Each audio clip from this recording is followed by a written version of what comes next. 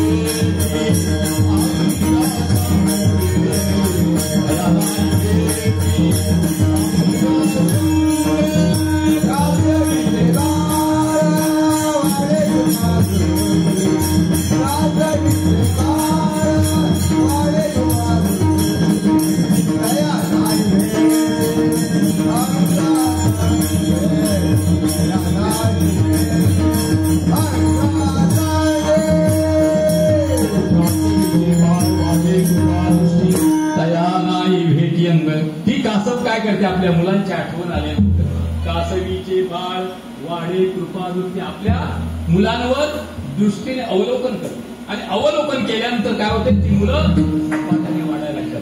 कासवीचे बाळ वाढे कृपादृष्टी. त्याच न्यायाप्रमाणे त्या कासवीप्रमाणे माझी दृष्टी भगवंता तुझ्या ठिकाणी झनी दृष्टी लागो तुझ्या सगुणपणा झनी दृष्टी लागो तुझ्या सगुणपणा येणे माझ्या मना बोध केला अनंत जन्मीचे विसरलो दुःख माता तुझे मुख पांडुरंगा. म्हणून त्या अनंत जन्मांचे दुःख विसरलं जातं एका दृष्टी पडल्यानंतर. म्हणून त्या कासव का लावायचं त्या कासवीप्रमाणे माझी दृष्टी तुझ्या चरणावर करून कासव अनंत महत्व सांग म्हणून म्हटलंय. म्हणून ह्या ठिकाणी म्हटलं ओपजोनी पुरती काला खाऊ दैवात वैकुंठी त्वैसे नाही कवन काही काळ्याचे विठोबार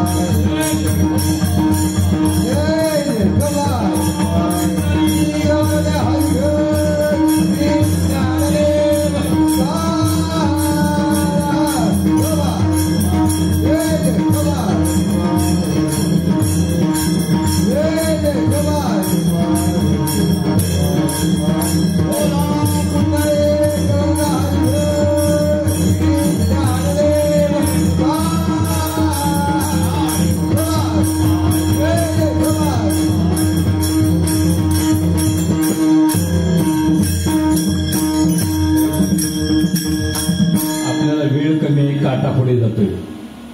म्हणून उपदोनी पुरती येऊ काला खाऊ दैवात वैकुंठी द्वैसे नाही कवन काही काळ्याचे. म्हणून आपण मूळ पदावर येऊया. पूर्वी वसुदैव देवकने उग्र तपश्चर्या केली आणि त्या उग्र तपश्चर्या केली होती की माझ्या भगवंत पोटाला यावं म्हणून उग्र तपश्चर्या केली आणि ह्या 10,000 वर्ष तपश्चर्या केली आणि त्या तपाला फळ आलं. आणि प्रभू भोळा चक्रवर्ती तुझे पाय माझ्या चित्ती असा भोळा असणारा शंकर प्रसन्न झाले. म्हणाल माग काय तथाच तू म्हटलं आणि अशा पद्धतीने तिच्या भगवंत पोटाला यावा असा वर दिला. आणि वर दिल्यानंतर मी आता धावता सांगणार आहे. आणि असं वर दिल्यानंतर वसुदेव देवकीचं लग्न झालं. लग्नामध्ये अनेक विघ्न झाली. ते लग्न मोडण्यासाठी पण विघ्न झाली. आणि अशा पद्धतीने लग्न झालं. लग्न झाल्यानंतर वरात निघाली घरी जायला. आणि वरात निघाल्यानंतर आकाशवाणी झाली, अरे मूर्खा कंसा, एवढा शांत कशाला बसला? अरे ह्याच्या पोटी जो 8वा होणार आहे तो तुझा काय? हे कानावर शब्द गेल्यानंतर 11 विकार रूप धारण केलं. कंसाने हलकाप झाला, अंगाला थरकाप सुटला. आणि काय केलं? असा थरकाप सुटला आणि खड्ग हातामध्ये घेतला. हातामध्ये खड्ग घेऊन धावला आणि हात तो धरला वसुदेव. वसुदेवाने हात धरला आणि कशाला तुला 8वा मारणार ना, सगळं बाळ तुझ्या ताब्यामध्ये देतो. पण तरी कंसाला वाटलं की असं सोडून काय उपयोग आहे. मग ती वरात सगळी कारागृहामध्ये गेली. कारागृहामध्ये गेल्यानंतर त्या बेडी ठोकल्या आणि बेडीच्या त्या अवस्थेमध्ये वसुदेव देवकी त्या कारागृहामध्ये ठेवले गेले बंद शाळेमध्ये. आणि कलिकोट पाडा तयार झाला. कर्म धर्म संयोगानं एक दिवस निघून गेला आणि वसुदेव देवकी गर्भवती राहिली. आणि अशा पद्धतीने नारद मुनी आले. नारद मुनीला बघा, संतांना तेवढा मान आहे. रावणाकडे गेला तरी तेवढा मान. संतांचा कोण अव्यय करत नाही. संतांचे ओभवी कोणी हे प्रकार त्याचे नवे फळ वैलोकी. जर संतांची कुचेष्टा कोण करेल, संतांची टिंगळ टवाळी जो करेल, भारतीय महाराजांनी सांगितलं तुम्हाला काय अवस्था निर्माण, तो वाकडा झाल्याशिवाय राहत नाही. गुणदोष यादी न विचारिता काही ठाव दिला पायी आपुया. त्याचा गुणदोष काय हे विचारण्याचा अधिकार आपल्याला नाही. ज्याचं जसं कर्म तसं त्याला फळ प्राप्त होणार आहे. मग तसंच प्रत्येकाचं संचित आहे. म्हणून अशा पद्धतीने त्या वसुदेव देवकीने सोडलं, कारागृहामध्ये ठेवलं. नारद मुनींची स्वारी आली. नारद मुनींना आसनस्थ केलं. पूजापाठ झाला. नारद मुनी आले, कंसा अजून पण तू मजेशीर आहे, तुझ्या चेहऱ्यावर हास्य दिसतंय, तुला कळतं की नाही? कळतं की नाही म्हणण्याचा अधिकार कोणता आहे? संतांचा आहे.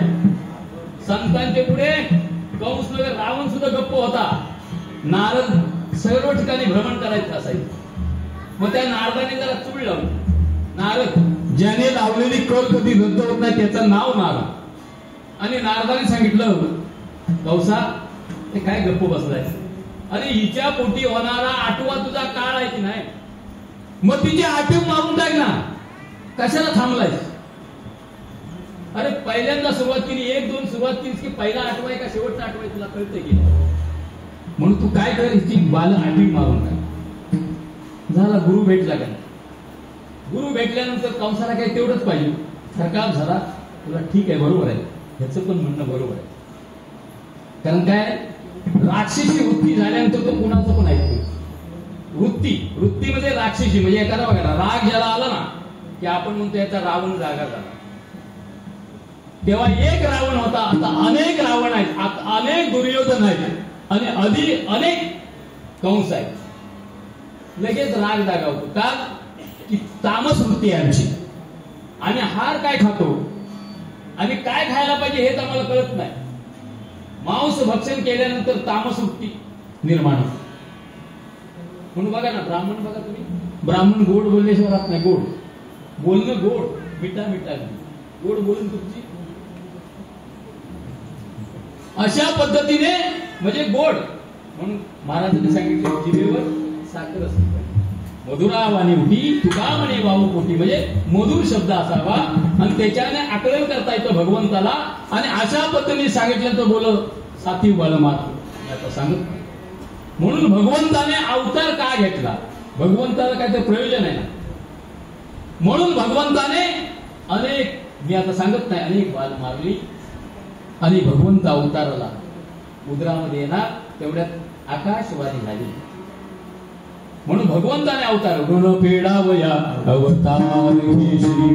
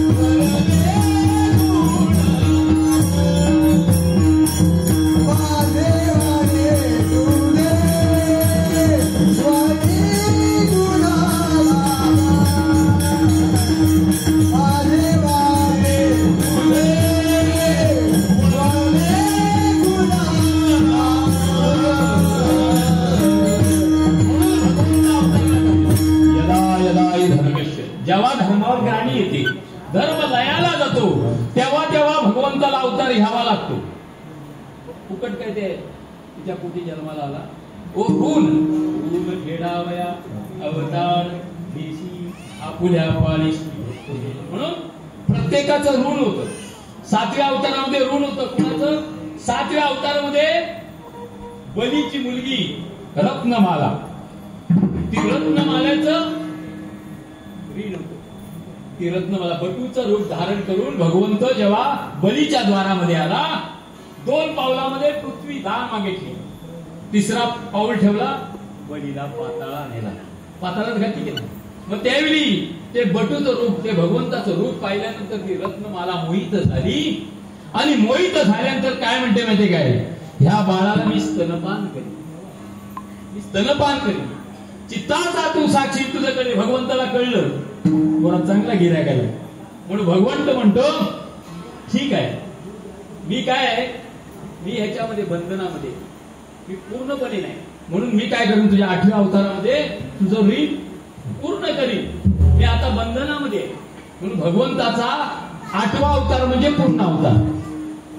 म्हणून त्या रूपाला भाळली स्तनपान करते सांगितली. ती रत्नमाला मथुरेमध्ये जन्माला राक्षसी म्हणून जन्माला आली. पुतना राक्षसी. बलीची मुलगी रत्नमाला ही पुतना राक्षसी म्हणून 8व्या अवतारामध्ये जन्माला.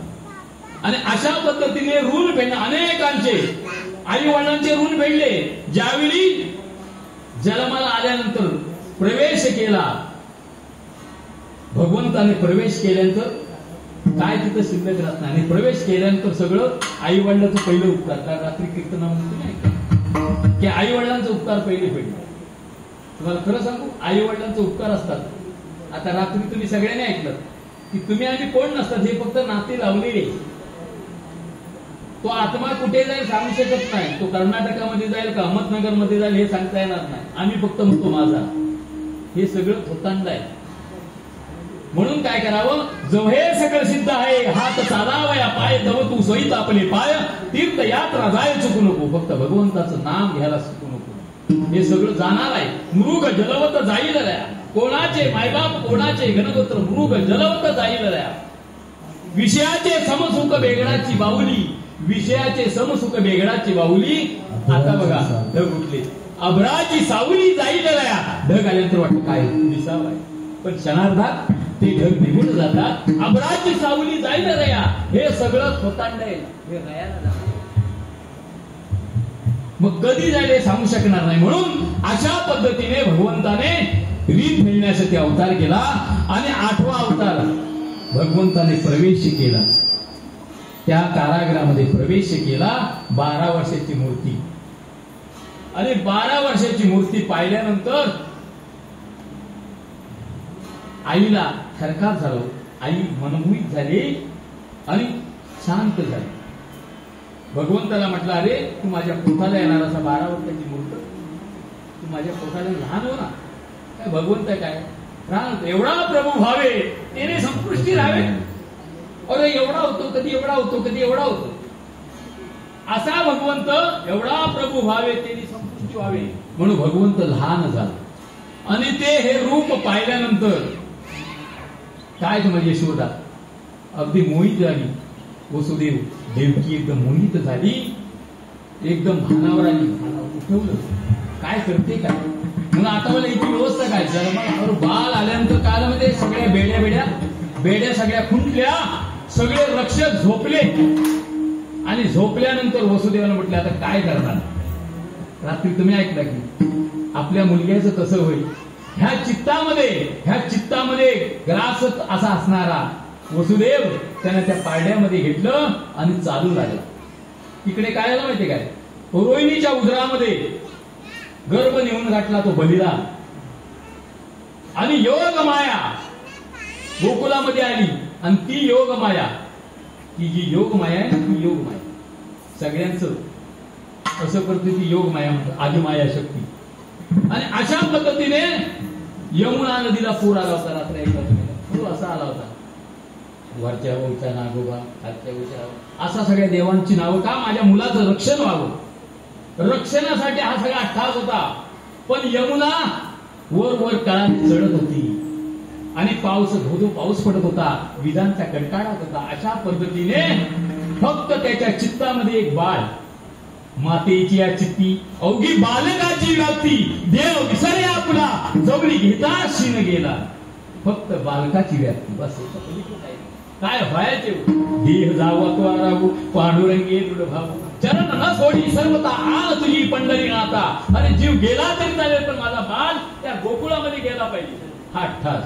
आणि यमुना तळातळाने चढत होती आणि भगवंताला वाटलं, शेषशाही भगवानने वरती पाऊस पडत होता, वरती छाया घातली आणि भगवंत म्हणाला, अरे ह्याच्या मी डोक्यावर आहे, पण ह्याला कळलं नाही मी कोण. म्हणून उजवा अंगुष्टा चरण त्या यमुना नदीला लावलं. यमुना नदी दुभंग झाली. वसुदेव गेला, त्या कृष्णाला तिथं ठेवलं आणि योग माया घेऊन आला. आणि योग माया घेऊन आला ह्या ठिकाणी. आणि योग माया ती गप्प बसणार आहे हो. रडायची सुरुवात केली योग मायाने. जशा बेड्या होत्या तशा राहिल्या. योग माया किंकाळी फोडायला बोलला, आला झाला जन्माला आला आठवा.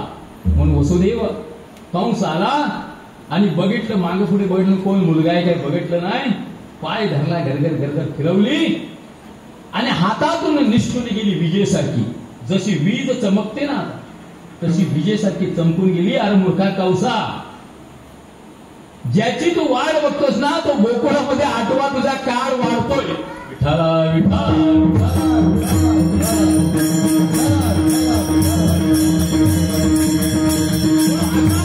गोकुळात नेल्यानंतर गोकुळीच्या सुखा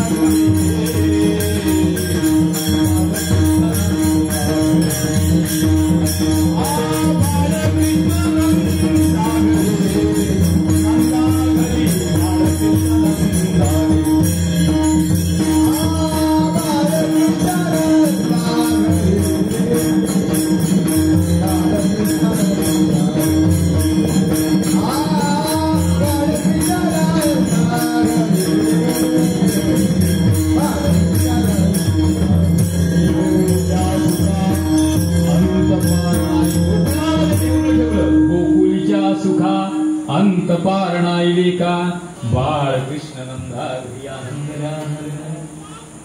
भगवंताने प्रवेश गोकुलामध्ये केले.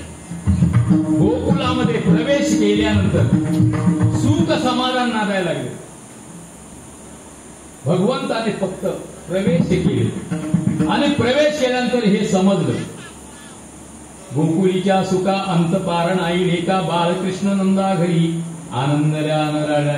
त्या नरनारीना आनंद झाला आणि आनंद झाल्यानंतर काय विचारताय? गवळणींचा थैमान झाला. गवळण सांगे गवळणीला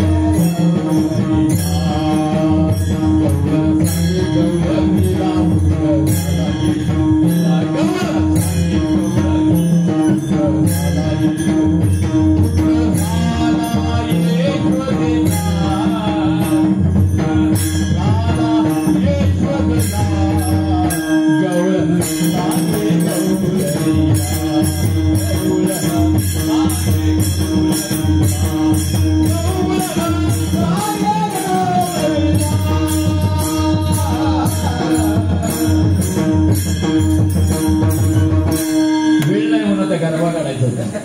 आता सुरुवात करा.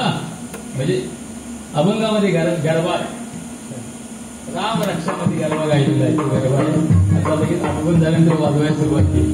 म्हणून गवळण सांगे गवळणीला पुत्र झाला यशोदेला एक धारी की पुढे वाटिता ती सुंटवडे. का ओ जगाचा अनंत ब्रह्मांड अखिल कोट ब्रह्मांड नायक भगवंत करुणाग आनंद घन गोकुळामध्ये अवतरणी झाला आणि झाल्यानंतर काय बघा एक धावी की पुढे वाटिता ती सुंटवडे.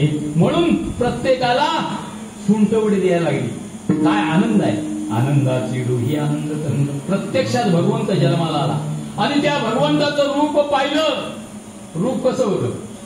राजस सुकुमार मदनाचा पुतला. राजस सुकुमार मदनाचा पुतला. राजस सुकुमार मदनाचा पुतला. राजस सुकुमार मदनाचा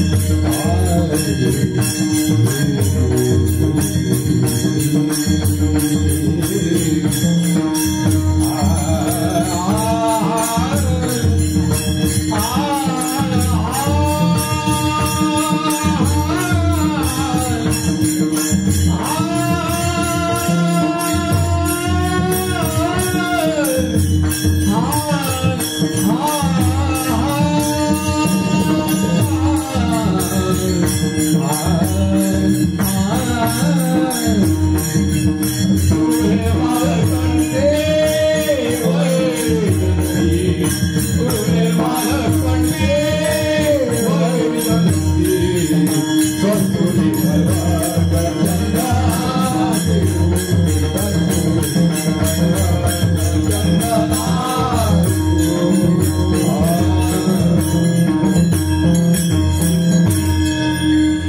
अजून मला बराचसा फरक पडला. आठवतच सगळं जाते. काय सद्गुरू कृपा, भगवंताची कृपा, श्रीगुरूंची कृपा असल्याशिवाय काय आठवत नाही. म्हणून या ठिकाणी म्हटलेलं आहे की भगवंताने अवतार घेतला आणि त्या भगवंताच्या सानिध्यामध्ये त्याचं रूप पाहिलं. कस्तुरी मलवट चंदनाची उटे रुले मारकंठी वैजंती. अशा पद्धतीचं ते रूप पाहिल्यानंतर, ते गोंडस रूप पाहिल्यानंतर ओ गवळणी मोहित झाल्या. मनमोहिनी गोविंदी मोहित झाल्या. काय करावे सुचना, कारण त्याच्या रूपाने एवढं भुललं, मदन देखील भुलला. आणि अशा पद्धतीने मी काय सांगत नाही, अशा पद्धतीने भगवंत अवतीर्ण झाला. त्या सुख सोहळा वर्णन केलेला आहे. आणि अशा पद्धतीने ही बातमी कंसाला कळली. अरे कंसाचा 8वा काल गोकुळामध्ये वाढत आहे.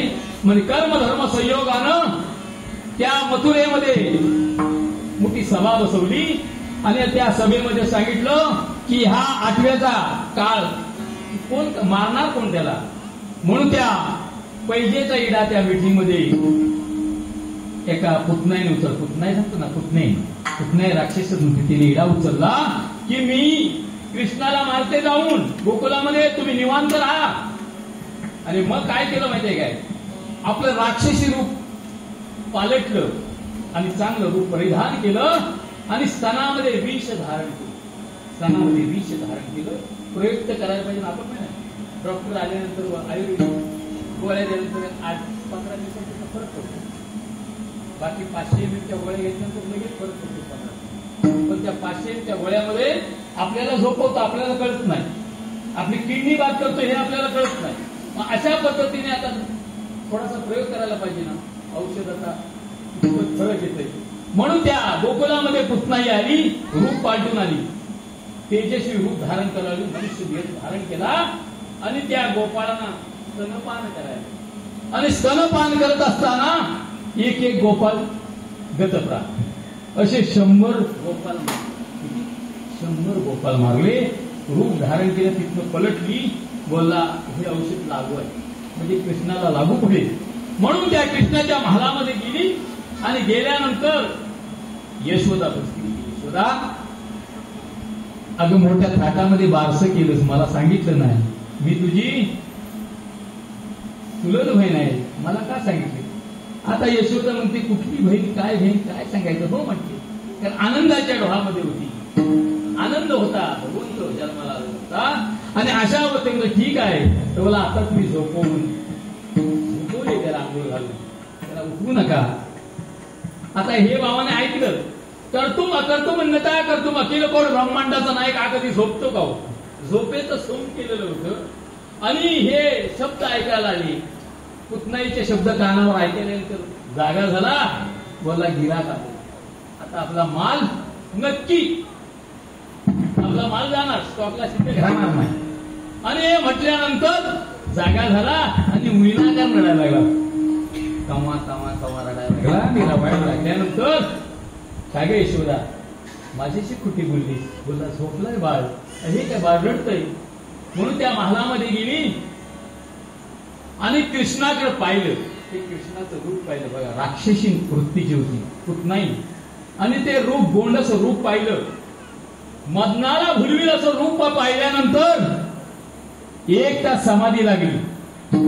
पुतनाईला 1 तास समाधी लागली. ज्या योगाने मी ह्याला मारण्यासाठी आले, ही राक्षसी वृत्ती भगवंताने काढून टाकली, मायाचा पडदा टाकला आणि त्या मायेमध्ये भुलवली. आणि भुलवल्यानंतर ती 1 तास स्तब्ध राहिली. आणि स्तब्ध राहिली, ती माया काढून घेतली. आणि नंतर म्हणते मी कशात आले, मारण्यासाठी आले, मी ह्याला काय बघायला आले. म्हणून त्या पुतनाईने त्याला घेतलं. आणि काय भगवंत बघायला, काय जिबल्या बाहेर काढली, काय अशा अवस्था निर्माण झाली, काय लाथा मारली, काय हसे. तिचं रूप पाहिल्यानंतर का त्याला काम करायचं होतं ना, गिऱ्हाईक आलेलं आहे, सोडायचं का. म्हणून स्तनाला लावलं पुतनाईने. स्तनाला लावल्यानंतर स्तनाला लावायच्या आधी भगवंताने शंकराचा धावा केला. तुम्ही विश्वनाथ दीन रंग मी अनाथ, कृपा कराल ती धोडी, वाया बरोबर. आणि तुम्ही काय केलं? समुद्र मंथनामध्ये विष जो आलं होतं, 14 रत्न म्हणजे 20, ते विष प्राशन केलंय. म्हणून आता हे स्तनामध्ये भरलेलं विष आहे, हे प्राशन तुम्ही करा. मला सोडून बुद्धी द्या हे विष प्राशन करण्याचे. शंकराला आदेश केला, ते विष प्राशन केले. आणि विष प्राशन केल्यानंतर विषानंतर रक्त गोटायची सुरुवात झाली. आणि रक्त गोटायची सुरुवात झाल्यानंतर काय फुटण्याची अवस्था आली. पुतनाई आक्रोश करायला लागली, कृष्णा सोड रे सोड रे सोड रे. कृष्णा म्हणतो, भगवंत मनात म्हणतो, अरे मी धरली त्याला मी सोडतो काय कधी? मी एखाद्याला पकडले की मी सोडत नाही, त्याला संपवले सोडत नाही, धरली की मी कशाला सोडतो? सोड सोड म्हटल्यानंतर काय सोड ना, सोड कृष्णा मी आता याचं काही करणार नाही असं म्हणून म्हणून सोडलं नाही. भगवंताने रक्त घोटलं आणि रक्त घोटल्यानंतर प्राण झाली. त्या पुतनाईला साहित्य मुक्ती दिली आणि आरडा ओरडा असं ते धाड करते, शरीर पडलं. आणि बघायला आल्यानंतर हो बघता केवढी 12 कोस योजने पुतनाई होती. 12 कोस योजने तिच्या शरीरावर, म्हणजे शरीर आहे ना 13 योजने उंच होती रुंदी, त्याच्यावरती कृष्ण होता. आणि बघटण्याची काय अवस्था, त्या कृष्णाला शिडी लावून काढलं आणि तिचे तुकडे तुकडे बनवले त्या राक्षसाने. तेवढी 11 रूप स्वतःच प्रगट झालं राक्षस रूप. ते सांगण्याचा उद्देश काय, भगवंताने अनेक ह्या ठिकाणी क्रीडा केल्या, अनेक कागाला मारलं. रात्री तुम्ही ऐकलं गाडीवर असरासूर नावाचा राक्षस आला होता, त्या गाडी खाली ठेवलं होतं ना, दैदूत होते, मथुरेमध्ये जाणार होतं ते. त्या मथुरेमध्ये तो त्या सूक्ष्म रूपाने वाऱ्याच्या रूपाने आला होता. भगवंताने खाली यशोदा खाली ठेवलं होतं, माझ्या बाळाला सावळी आली. त्यानं काय केलं, लाथ मारली मी चाक उलटे केली. आणि असे अनेक खोड्या भगवंताने केल्या. आणि खोड्या करत असताना भगवंताने अनेक खोड्या केल्या. खोड्या करी मनमोहना अशा बरेच खोड केल्या. आणि खोड्या करत असताना भगवंताने प्रत्येकाला साहित्यता मुक्त केली की ह्या 8व्या अवतारामध्ये प्रत्येकाचं ऋण फेडायचं. वसुदेव देवकीचं ऋण फेडलं, पुतनाईचं ऋण फेडलं. आणि असं करताना अनेक गमती करायला लागल्या, चोऱ्या करायला लागला भगवंत. आणि चोऱ्या करत असताना आता बोला काय करणार, ह्याला काय आळा बसणार. म्हणून प्रत्येक गवळणी गाण्याने सांगितलं यशोदेला, यशोदे कृष्णाला सांगावे गोकुळी राधिका सांगावे,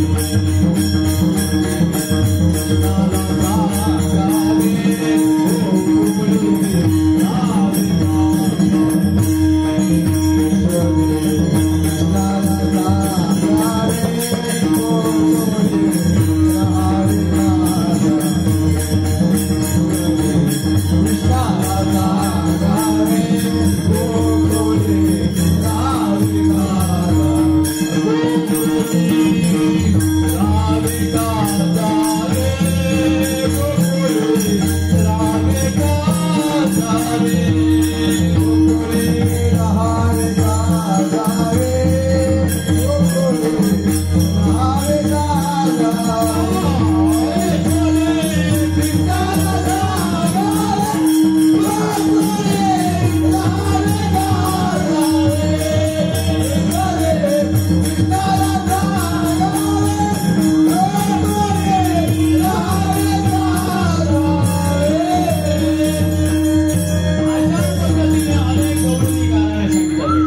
यशोदे कृष्णाला सांगावे गोकुळी राधिका सांगावे, याने माझे शिंक तोडले, याने माझे दहदूत तोडले.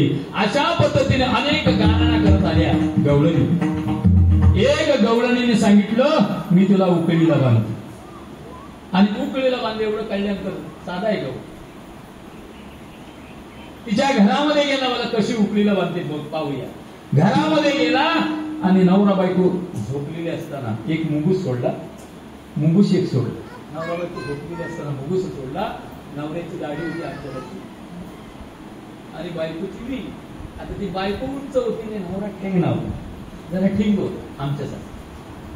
आणि त्या वेणीची मी दाढीची गाठ बांधली आणि गाठ बांधल्यानंतर दहीदूध खाल्लं आणि दोघांच्या तोंडाला फासलं आणि निघून आल्यानंतर इकडे सांगितलं, अरे आज शिमग्याचा सण आहे, आता बघा सगळं सोंग बाहेर येणार आहे, सगळ्या गोपालांना जागे केले, अख्ख्या गवळणींना जागे केलं, बघा उद्या बघा सकाळी सगळं सोंग येणार आहे. हा सोंग हा जगाचा सोंग लावणारा, सगळ्यांना भुलवणारा, भुलविणे वेणूनाथ असा असणारा, अगम्य अवर्णीय, वर्णनच करू शकत नाही असा भगवंत आला, यशोदेकडे आला आणि कर्म धर्म संयोगाने सकाळ झाली, उठली, सगळी वासर गुरु सगळी हांबारायला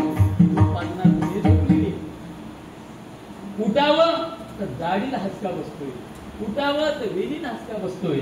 म्हणायला लागली, काय तुम्हाला कळते की नाही, कशाला उगाच ओढाओढी करताय?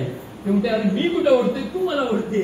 अशा पद्धतीने सगळी भानगड चालू झाली आणि बघितलं तर विडीची आणि दाढीची गाठ बांधलेली सुरी घेतली, सुरीने कापता कापेना, कुठता कुठेना, अग्नी लावला, अग्नी सुद्धा स्पर्श होत नव्हता. अशा भगवंताने बांधलेली ती गाठ. आणि मग लोक म्हणाले, अरे काय लोक झोपलीत का गेले, तयारी ते करूया, काय अवस्था आहे, कोण उठत नाही. म्हणून आश्चर्य बघतात ती दाढीची शेंडीची गाठ बांधलेली आणि अशा पद्धतीने बोलला, ह्या कृष्णाशिवाय कोणी केलेलं नाही. म्हणून त्या कृष्णाकडे सगळी चालली आणि कृष्णा आईच्या कडेवर होता आणि कृष्णाकडे आल्यानंतर, यशोदे सांभाळ तुझ्या कानाला. यशोदे म्हणते, नुसता माझ्या कानावर आल घेता, तुम्ही नुसत्या असे गवळी आल घेता शारंग धरा, तुम्ही लपवून त्याचा भोवरा घ्या, आल घेता शारंग धरा, तुम्ही हजार नाट्यात तुम्ही त्याची कळ काढता आणि माझ्या शारंगधरा माझ्या कृष्णावर तुम्ही आल घेता.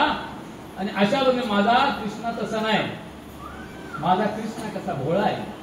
आणि अशा पद्धतीने बघितल्यानंतर बघ कृष्णाने आपल्या कृपेच्या सामर्थ्याने पाहिलं. कृपा कटाक्षिणी हरी, कृपेनं सामर्थ्याने पाहिल्यानंतर ती गाठ सुटली. गवळणीने म्हटलं, कुणाला बांधली, मला बांधणार होतीस ना, आपणच बांधून घेतलीस, मी काय करणार, मी ते आहे. म्हणजे सांगायचं तात्पर्य काय की अनेक खोड्या केल्या, खोड्या आणि अशा पद्धतीने एक गवळण बोलली, मी तुला एक दिवस दाखवते. कृष्ण बोलला, किती जणांनी दाखवलं, सगळ्यांना मी दाखवलं, तू काय मला दाखवणार. आणि अशा पद्धतीने त्या गवळणीने दहीदूध एका ठिकाणी ठेवला आणि त्या घरामध्ये गेला, दहीदूध खाल्लं आणि दहीदूध खाऊन काय केलं माहितीये काय, त्या सासूच्या सुनेच्या तोंडाला फासलं.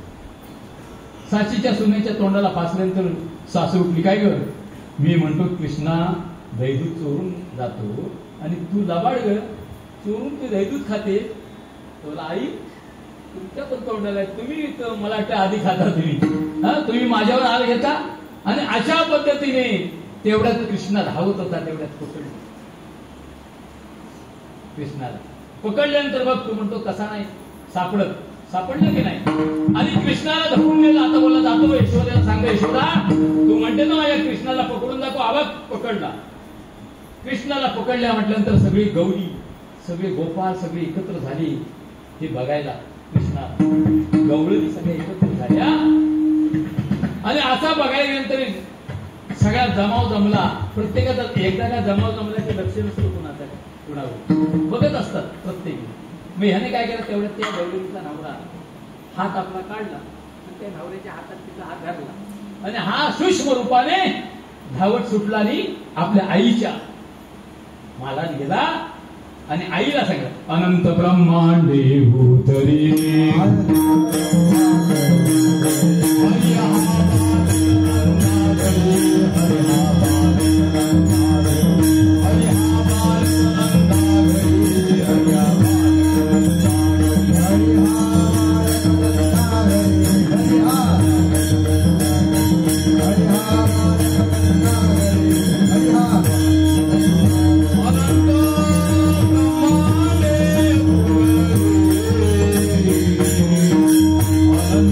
Brahma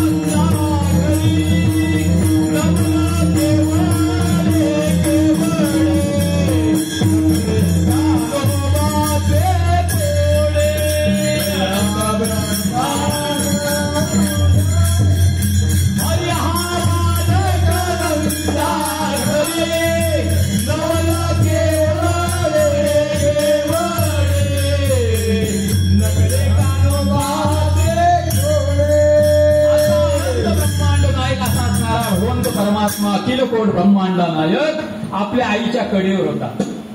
अनंत ब्रह्मांडे उदरी हरी हा बालक नंदा घरी नवल केवळे केवळे नकडे कान्होबाचे कोडे पृथ्वीजाने तृप्त केली त्याची यशवदा भोजन गाली विश्वव्यापक कमलापती त्याची गौरन कणी घेतली तुका म्हणी नटधारी भोग भोगोनी ब्रह्मचारी असा असणारा परमात्मा आईच्या कडेवर धरीदूत खातो आणि धरीदूत खातोय. ती गवळण गेली राधे यशोदा बाहेर ये. तो आजपर्यंत म्हणतो माझ्या कृष्णाला पकडून दाखवा. आपण कृष्णाला पकडून आणले. कृष्णाकडे होता आईच्या कडेवर होता. धरली कोणला होती नवऱ्याला. आणि हे सामने उभं राहिल्यानंतर सगळे हसायला लागले. हसायला लागले. नवऱ्याला धरले कृष्णा कडेवर आहे. असा असणारा तुका म्हणे नटधारी भोग भोगोनी ब्रह्मचर्य असा असणारा कर्तुम अकर्तुम अन्यथा करून अखिल कोट ब्रह्मांड नायक आईच्या कडेवर धरली. गौलनीने बघितल्यानंतर तिची मुरकुट वळली. असा असणारा अनेक खोड्या करणारा भगवंत म्हणून असे अनेक खोड्या चालू असताना यशोदे माई म्हटले आता काय असं ऐकणार नाही. आता काहीतरी आपण म्हणतो ना एखादी पत्रिक बघतो. पत्रिक बघितली हे आता पूर्ण काय सांगत ना आपल्याला वेळ झालाय. पत्रिक वगैरे बघितली त्या पत्रिकेमध्ये बांबर भट तो राक्षस होता आणि त्या राक्षसाने पत्रिक उलटी सांगितली. हा चोर आहे. हा चित्त चोर आहे. हा तुझ्या कुळाचा वाट लावणार आहे अशा पद्धतीने सांगलं. आणि त्याला पण भगवंताने निर्जीव वस्तूला चेतना दिली आणि त्या भडवीला अद्भुत घडवली. अशा प्रकारे अनेक सगळ्यांना निपात केली भगवंताने आणि भगवंताने अनेक खोड्या करायची सुरुवात केली. आणि मी इतंत काय सांगत नाही कारण आपल्याला वेळ झाले म्हणून जेठोबा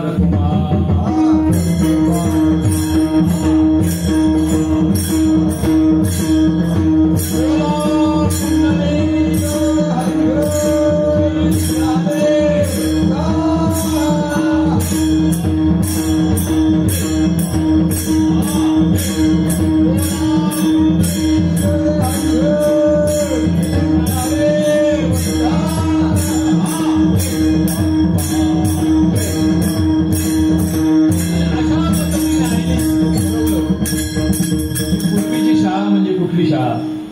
गुराशी जाणं म्हणजे शाळा नाही. तेव्हा 9 लाख गाय होत्या नंदेश्वरी. 9 लाख. आता आपल्याकडे एक गाय पण नाही. 9 लाख. आता 9 लाख गायींचं दूध किती असेल? असा असणारा परमात्मा घरी असणारं दूध सोडून दुसऱ्याचं दूध खात होता. अशा अवस्थेमध्ये कृष्णाची अवस्था निर्माण होती. म्हणून 9 लाख गायी होत्या. आता हे 9 लाख गोधने आहेत ती सांभाळणार कोण? मग आता कृष्णाला काय करायचं? ह्या शाळेमध्ये पाठवलं पाहिजे. आणि अशा पद्धतीने भगवंताने आपला सवंगडी सगळी तयार केली. यार तरी यार लागे अवघे माझ्या मागे मागे आजी देतो पोटभरी पुरे म्हणाल तो वरी हळूहळू चाला कोणी कोणाशी न बोला आजी देतो पोटभरी पुरे म्हणाल. आणि असं सगळे संगडी बाल गोपाल चोर मंडळ असं सगळं जमवलं. आणि त्याच्यामध्ये वाकड्या होता पेंड्या होता. पेंड्याला वाकड्या शब्दामध्ये चोचऱ्या शब्दामध्ये बोलायचा.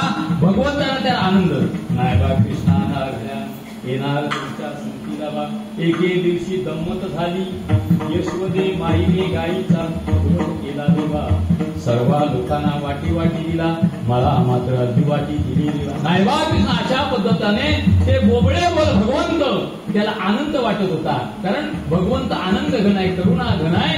आणि ते गोपाळ कसे होते काय तुमच्यासारखे गोपाळ होते. दगडाचे ते टाळ काय त्यांचा हात शेंबूड येत होतं असं शेंबूड ढोंगणाला पुसत होते. अशा असणारे गोपाल. पण त्या गोपाळाने भगवंतावर विश्वास ठेवला. विश्वास तो करी स्वामीवरी सत्ता सकल भोगिता होईल त्याचा. म्हणून सगळा लवाजमाचा गुराशी जाणार म्हणून यशोदे माने तयारी केली. हाती काठी काली घोंगडी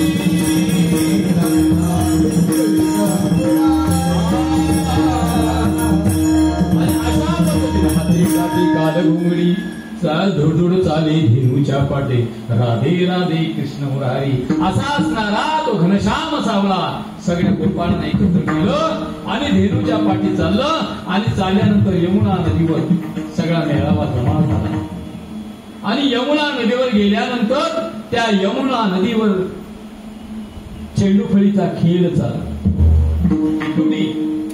आपण म्हणतो ना पहिले आपल्याला इटी डाळू इटी डाळूचा खेळ चालला, रघुवीचा खेळ चालला, चेंडूफळीचा खेळ चालला, कृष्णाने स्वतः खेळला म्हणून हे चाललंय. आणि हा चेंडूफळीचा खेळ चालल्यानंतर चेंडू भगवंताने उडवला तो कालिया डोहामध्ये गेला आणि कालिया डोहामध्ये गेल्यानंतर भगवंताने मागे पुढे पाहिलं नाही.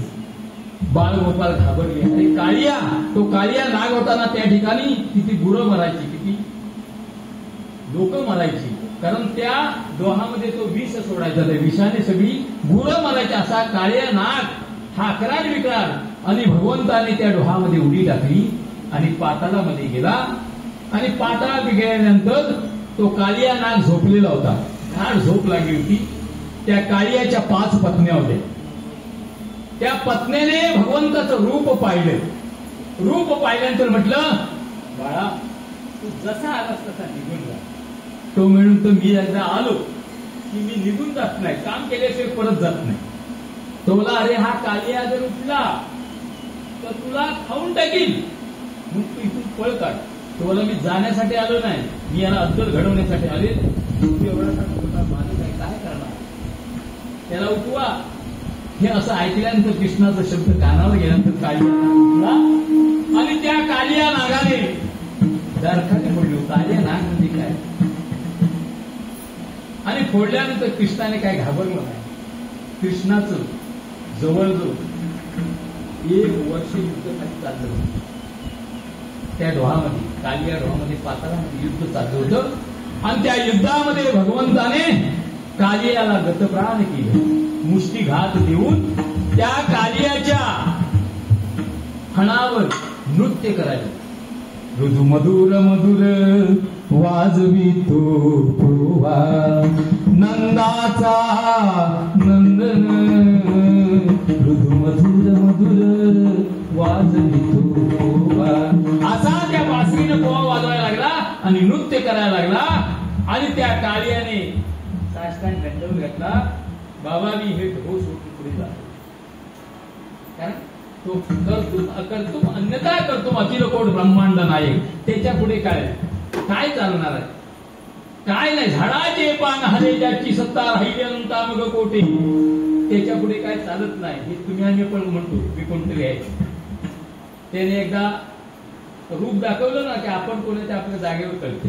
अशा पद्धतीने भगवंताने अनेक खोड्या केल्या आणि त्या यमुना डोहामध्ये एकत्र सगळ्या. आणि भगवंताने सांगितलं की प्रत्येकाने आणलेल्या शिदोऱ्या सगळ्या एकत्र करा. आणि त्या शिदोऱ्या खात असताना, एकत्र करत असताना तुकोबाराय होते, ज्ञानोबाराय होते, नामदेव महाराज होते, सगळे संत त्या ठिकाणी होते.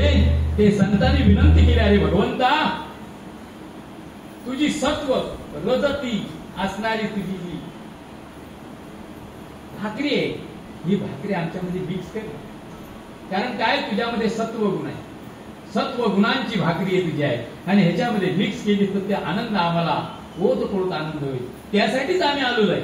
म्हणून ह्या ठिकाणी म्हटलं, उदोनी पुरती येऊ काला खाऊ दही भात, वैकुंठी तो ऐसे नाही कवन काही खायचे. म्हणून तुकोबानंतर वैकुंठात नाही, तो वैकुंठात नसणारा काळा आम्ही ह्या ठिकाणी ग्रहण करायला आलेलो आहे. आणि ते ग्रहण कशा पद्धतीने, एकमेका देऊमुखी सुखे घालू उमर ज्ञानोबा माऊली.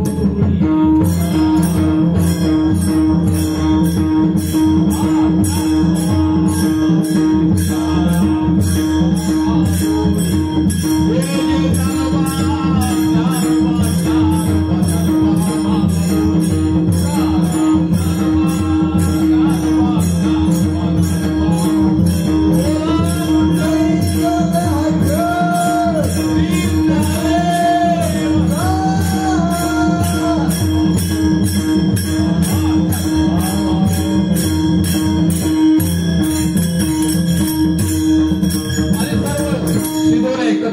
तुकोबाराने सांगितलं, अरे तुझी ही सत्व गुणाची शिदोरी एकत्र कर. म्हणून काय आम्ही करू, एकमेका देऊ मुखी सुखे घालून वर. अरे एकामेकाच्या मुखामध्ये घालण्यामध्ये जो आनंद आहे तो आनंद घन आहे. तू परमात्मा आनंद घन आहे, करुणा घन आहे. म्हणून तुझा आनंद आम्हाला प्राप्त व्हावा म्हणून त्या सगळ्या शिदोऱ्या एकत्र केल्या भगवंताने आणि सांगितलं भगवंताने एक करा. आज कुणी हात धुवायचे नाही, तुम्ही तसं करू नका. कुणी हात धुवायचे नाही. का धुवायचं नाही तर काय काळ्याचा प्रसाद आहे ना, हे काळ्याचा प्रसाद ग्रहण करण्यासाठी आज ओस अमरावती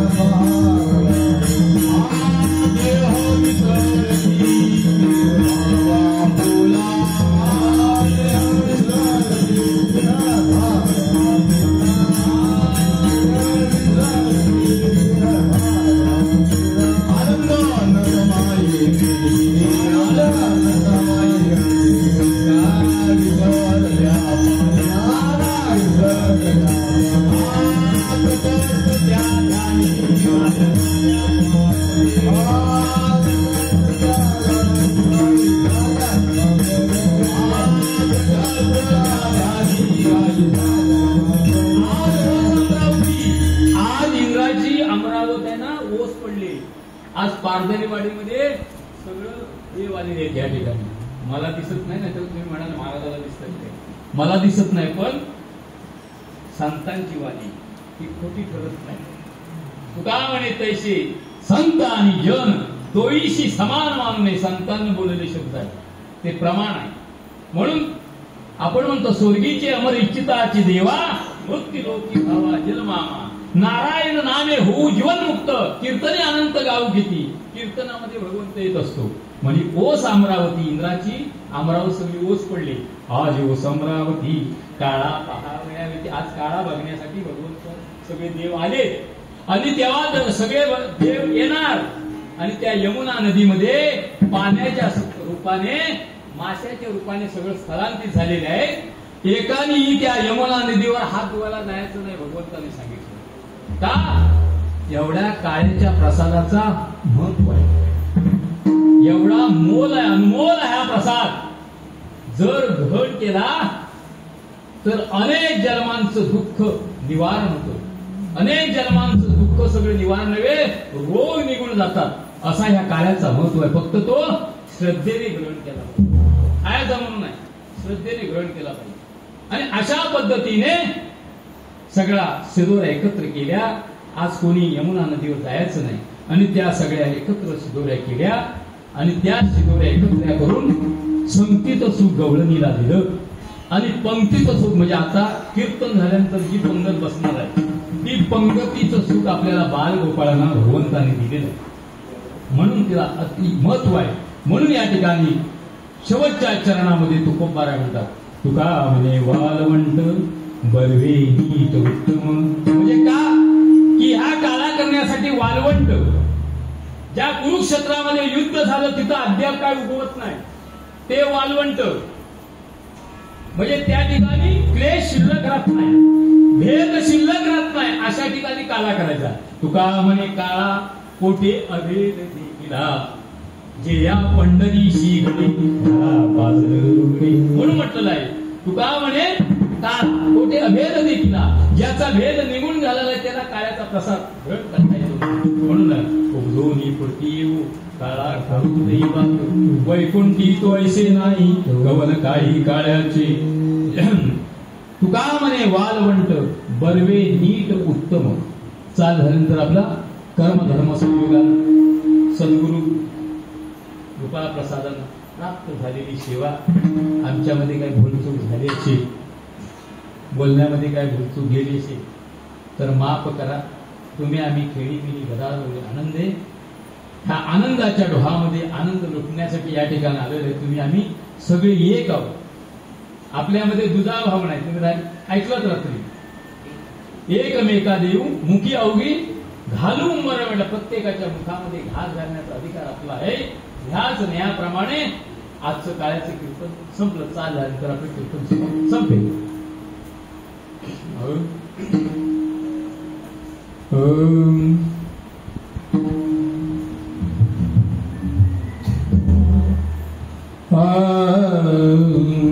तुका म्हणे वालवंट, तुका म्हणे वालवंट, तुका म्हणे वालवंट, तुका म्हणे